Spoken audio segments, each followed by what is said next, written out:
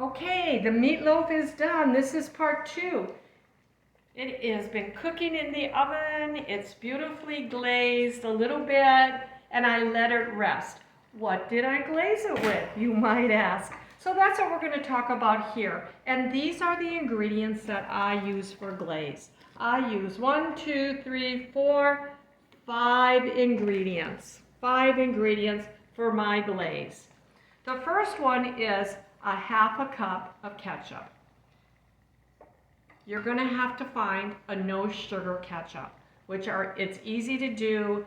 This is just about 12 ounces. It's a little bit more expensive. I'm just going to take the time to tell you that this has such good ingredients when you check the back. It's clean. Move your fingers so we can see what it is. Okay. And there you go.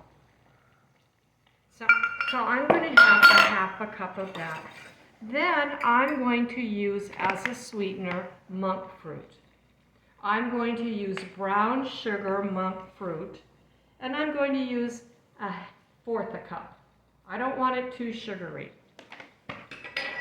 The next thing that I'm going to do, and I'm going to check my ratio, I'm going to add 3 tablespoons of apple cider vinegar. I like that spunk, that little bit of, I don't know what you call it. Spice. Yeah, from apple cider vinegar. So I add 3 tablespoons of that.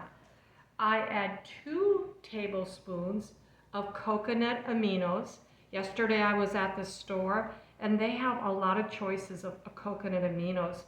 And I had to read the labels to decide what I wanted. And I wanted low sugar.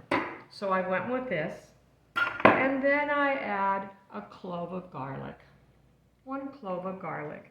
And I put it up and I let it boil. And this is what you get.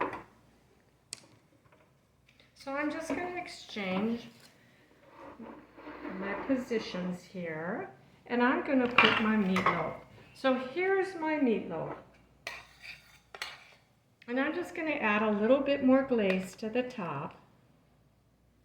But I like to save the glaze, half of it at least, to put on the plate. So this has sat for a while. So let me go ahead and slice it. I'm going to take that little piece off the end.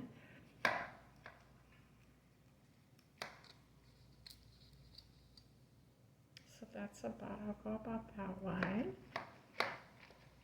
I cooked it over 160. I went up to 173. I'm not sure why, but look how wonderfully it's slicing.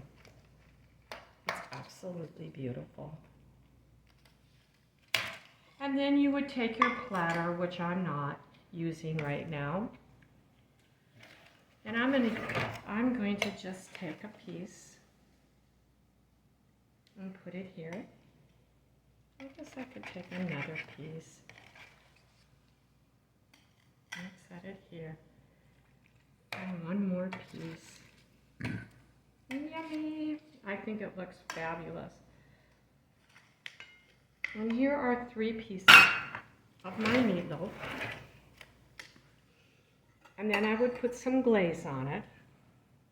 A little bit of glaze, not too much, but I would offer every person a little glaze on their plate.